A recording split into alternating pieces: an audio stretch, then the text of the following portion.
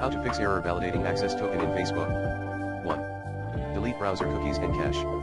2. Clear Facebook related data from your phone. 3.